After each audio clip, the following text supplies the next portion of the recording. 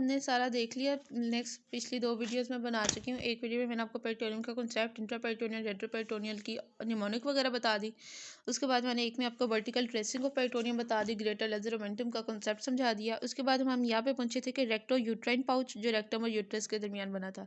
अब फीमेल में तो यूट्रस भी होगा ना, तो यूरिनरी ब्लैडर होगा, रेक्टम होगा, दरमियान में यूट्रस होगा। तो उसकी वजह से जब पेरिटोनियम आएगी ना, तो रेक्टम को सामने से कवर करेगी, फिर यूट्रस को कवर करेगी, फिर यूरिनरी ब्लैडर को सुपीरियरली कवर करते हुए चली जाएगी। बस इतना सा डिफरेंस है कि फीमेल में रेक्टम और यूरिनरी ब्लैडर के दरमियान पाउच बनेगा, जैसे हम बोलेंगे रेक्टो यूट्राइन पाउच या रेक्टो विजाइनल पाउच, ठीक है।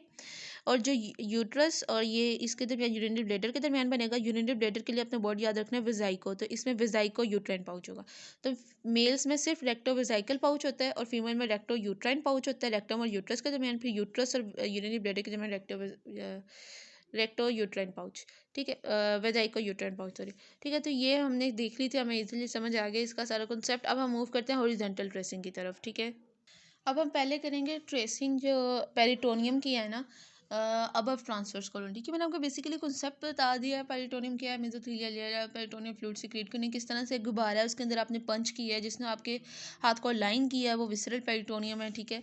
जैसे मैंने आपको यहाँ पे बताया था फर्स्ट वीडियो में, जो मैंने पेरिटोनियम की बताई थी कि एक गुब्बारा है जो हवा से भरा हुआ है, आपने हाथ से पंच किया अंदर और ये गुब्बारा इस तरह से आपके इर्द गिर्द आ गया। जो आपका हाथ है ये विसरा है, जिसने आपके हाथ जो गुब्बारे की जो लाइन आपके हाथ से टच हो रही है वो विसरल पेरिटोनियम, और जो दूसरी लाइन है वो पेरिटल पेरिटोनियम है। दरमियान में जो हवा है ये इस तरह से है जैसे पेरिटोनियल फ्लूइड होता है, ठीक है। उसके बाद मैंने आपको बताया था कि स्टमक से नीचे जो है किस तरह से ग्रेटर मोमेंटम एक कपड़े की शीट है जो पहले नीचे जाती है फिर फोल्ड होकर ऊपर को आती है, उसकी इंपॉर्टेंस वगैरह मैंने आपको बताई थी। उसके बाद वर्टिकल ट्रेसिंग की थी हमने, निमोनिक वगैरह देख ली थी, ठीक है।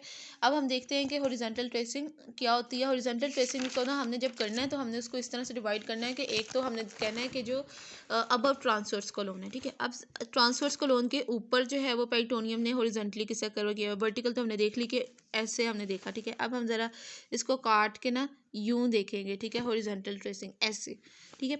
अब ये इस सेक्शन में हमने देखना है, तो अब देखें सबसे पहले आपका पता होना चाहिए कि ट्रांसवर्स कोलोन के ऊपर क्या क्या ऑर्गन पड़ेंगे। ये देखें लीवर पड़ा हुआ नजर आ रहा है, ये लीवर जो है ना ये वैसे इसी तरह से इसने कवर किया हुआ था, लीवर को मैंने उठाया ऊपर को, ये देखें ये प्रोप्सिस उठाया तो आपको नीचे स्टमक और ये बाकी चीज़ें नजर आ रही हैं, लीवर ने थोड़ा सा कवर किया हुआ था। ये है, ये लेजर मोमेंटम है, ठीक है, जो स्टमक और आपके इसके दरमियान है, ठीक है। कैसे, जो मैंने आपको यहाँ पे बताई भी थी, ये बताई थी मैंने कि लीवर और स्टमक के दरमियान लेजर मोमेंटम है, ठीक है, ये आपको समझ आ गई। और उसके बाद मैंने आपको बताया था कि नीचे ये ग्रेटर मोमेंटम है, ठीक है, जो नीचे को जा रही है, तो ये हो गई आपकी लेजर मोमेंटम, और जो नीचे को आ रही है हो गई आपकी ग्रेटर मोमेंटम। अब हम देखते हैं कि ट्रांसवर्स कोलोन के ऊपर क्या स्ट्रक्चर पड़े हैं, ताकि हमें समझ आ सके भाई कि हॉरिजॉन्टल ट्रेसिंग कैसे करनी है। जी ऊपर ट्रांसवर्स कोलोन ये है, ये ट्रांसवर्स कोलोन है, ठीक है। स्मॉल इंटेस्टाइन वगैरह इसके नीचे होगी तो हमने उसको नहीं छेड़ना, ठीक है। इससे ऊपर है हमारे पास लीवर, स्टमक, सुप्लीन और किडनी वगैरह, ठीक है, ये स्ट्रक्चर्स हैं। तो हमने इन स्ट्रक्चर्स को ड्रॉ कर लेते हैं। तो कैसे हम ड्रॉ करेंगे, ठीक है। अब हम ये देखते हैं कि इसको किस तरह से लाइन किया हुआ है। सबसे पहले मैं अगेन आपको बता रही हूँ कि जब भी आपने ट्रेसिंग करनी है आपको इंट्रा और रेट्रोपेरिटोनियल ऑर्गन पता होने चाहिए। अब जो हम ऑर्गन करने वाले हैं इसमें से लीवर इंट्रापेरिटोनियल है, ठीक है। उसके बाद जो हमने देखना है, हमने इसमें स्टमक इंट्रापेरिटोनियल है, इसके अलावा जो सुप्लीन है वो भी इंट्रापेरिटोनियल है। लेकिन जो आपकी किडनीज होंगी, ठीक है, जो आपकी किडनी होगी, ठीक है, मैंने यहाँ पे लिखा हुआ है, ठीक है, जो आपकी किडनी होगी और जो आपका एओर्टा और इंफीरियर वेना केवा होगा वो रेट्रोपेरिटोनियल है। जिस तरह से मैंने आपको ये कॉन्सेप्ट बताया था कि उसके सामने से पेरिटोनियम ने गुजर जाना और जो इंट्रापेरिटोनियल होगा उसको पेरिटोनियम ने कवर करना है। चलें जी अब आ जाएं। अब लीवर हमने देख लिया इंट्रापेरिटोनियल है, यानी कि ये देखें ये लीवर जो है इसको कवर कर लिया पेरिटोनियम, यूं आके ऐसे कवर कर लिया, ठीक है। ये अब ये जो एंटीरियरली है ना, यहाँ पे इस को जब ये पेरिटोनियम यहाँ से रिफ्लेक्ट हो जाती है आगे से एंटीरियर एब्डोमिनल वॉल पे और यहाँ से पीछे पोस्टीरियरली चली जाती है। ये जो पार्ट होता है ना इसको हम बोलते हैं फाल्सीफॉर्म लिगामेंट। क्या बोलते हैं? फाल्सीफॉर्म लिगामेंट। मैं आपको अभी दिखाती हूँ एटलस में भी कि फाल्सीफॉर्म लिगामेंट कैसा होता है। ये देखें, ये है आपका फाल्सीफॉर्म लिगामेंट, ठीक है, ये वाला, ठीक है। इसको आगे से इधर से एक ने कवर किया, इधर से इस तरह कवर किया, इस तरह पूरे लीवर को पेरिटोनियम ने अपने अंदर मतलब के जमा कर लिया। अपने अंदर इंक्लोज कर लिया, ठीक है।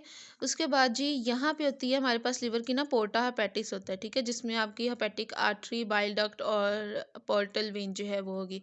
यहाँ से जो है मैंने आपको बताया था किस तरह वर्टिकल ट्रेसिंग में भी मैंने आपको बताया था कि यहाँ से जो है जो पोर्टा हेपेटिस होती है ना, वहाँ से एल की फॉर्म में ना पेरिटोनियम ने कवर किया होता है, और नीचे जो है वो स्टमक होता है, स्टमक के ऊपर आ रही होती है, और स्टमक फिर यहाँ पे बनाती है इसके साथ। जैसे कि यहाँ पे है पोर्टा हेपेटिस, ठीक है। वहाँ से देखें ये जो एक झिल्ली से नज़र आ रही है लेजर मेंटम है, कि वहाँ से जो है ये इसको कवर करके ना ये आती है स्टमक की तरफ पेरिटोनियम, ठीक है। तो ये लेजर मेंटम होती है। अब मैं इसको आपको एक्सप्लेन करती हूँ इधर कि यहाँ से पोर्टा हेपेटिस है, ठीक है।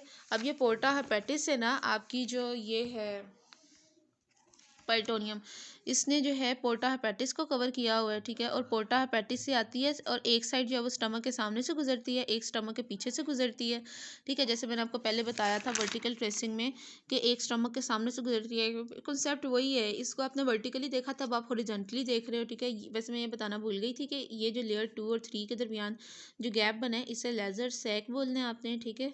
और जो आपकी लेयर 1 जो थी आगे को थी, ठीक है, और जो यहाँ से लेयर 1 निकली, ठीक है। ये जो बाकी सारा जो है ना लेजर सैक ये इतना सही है, ठीक है। लेजर सैक में शेड कर देती हूँ ये, ठीक है। ये बाकी जितना भी है ये सारा ये ग्रेटेड सैक है, क्या है, ग्रेटेड सैक है, ठीक है।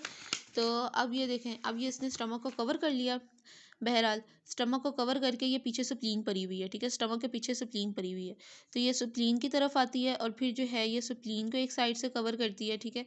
और जो दूसरी लेयर है, ठीक है, ये यहाँ से रिफ्लेक्ट हो जाती है ऐसे आगे को, ठीक है। अब ये जो बनेगा यहाँ पे, ठीक है। अब ये जो यहाँ पे जो हमारे पास ये वाली जो लेयर है जो इंटीरियरली आ रही थी, ये इसने ऐसे आना है, ठीक है। इसने इसी के साथ कंटिन्यू कर देना, आपने इसको कंटिन्यू कर देना है।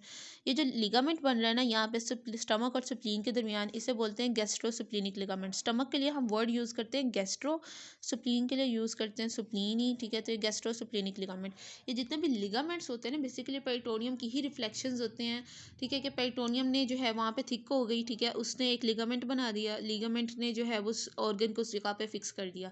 अब जो रेट्रोपेरिटोनियल ऑर्गन फिक्स होते हैं, ये लिगामेंट वगैरह ये ऑर्गन्स की पोजीशन के लिए बहुत इंपॉर्टेंट है, इनको अपनी जगह पे रखते हैं। इसके अलावा जो पेरिटोनियम फ्लूइड वगैरह के फ्रिक्शन से बचाते हैं। इस तरह से पेरिटोनियम का बहुत ज़्यादा फंक्शन है, ठीक है। अब ये जो यहाँ से आएगी ये एओर्टा के सामने से गुजर जाएगी, इन्फीरियर वेना केवा के सामने से गुजर जाएगी, किडनी को सामने से गुजर जाएगी, उसको कोई लिफ्ट नहीं देनी। और यहाँ से जो आगे लेयर आ रही थी पोस्टीरियरली उसके साथ जो है वो ये ऐसे मिल जाएगी, ठीक है। तो ये है आपकी जी ट्रांसवर्स कोलोन से ऊपर से। क्यों किडनी और इन्फीरियर वेना केवा एओर्टा को इसने क्यों लिफ्ट नहीं करवाई, क्योंकि वो रेट्रोपेरिटोनियल थे, इसलिए उसको लिफ्ट करवानी भी नहीं थी इसने, ठीक है। आपने कहना है कि स्टमक को इनक्लोज किया, ठीक है, फ्रंट पे आया फाल्सिफॉर्म लिगामेंट बना, इधर पोर्टा हेपेटिस को इनक्लोज किया, ठीक है। उसके बाद ये जो गैप होता है यहाँ पे लेजर मेंटम होती है, ठीक है। फिर उसके बाद स्टमक को इनक्लोज किया, स्टमक के बाद सुप्लीन की तरफ आए, सुप्लीन को किया, ठीक है। और फिर ये वापस कंटिन्यू हो गया, यहाँ से कंटिन्यू हो गया। अब सुप्लीन जो होती है ना आपकी, ये सुप्लीन और जो किडनी है, ठीक है, इन दोनों, सॉरी मैं स्टमक ड्रॉ कर रही हूँ, ये जो आपकी किडनी और सुप्लीन है इन दोनों के दरमियान एक लिगामेंट होता है जिसे हम बोलते हैं लीनो रीनल लिगामेंट। क्या बोलते हैं, लीनो रीनल लिगामेंट, ठीक है। लीनो का वर्ड जो है ना किडनी से रिलेटेड होता है। तो अब ये जो यहाँ पे जो बनेगा ना, क्योंकि पीछे किडनी पड़ी है, मैंने थोड़ा सा ज़्यादा डिस्टेंस पे बना दिए, आप इसका ख्याल करना। अब ये जो ऑर्गन लिगामेंट बनेगा इसे आप बोलेंगे लीनो रीनल लिगामेंट, ठीक है। क्या कहेंगे, लीनो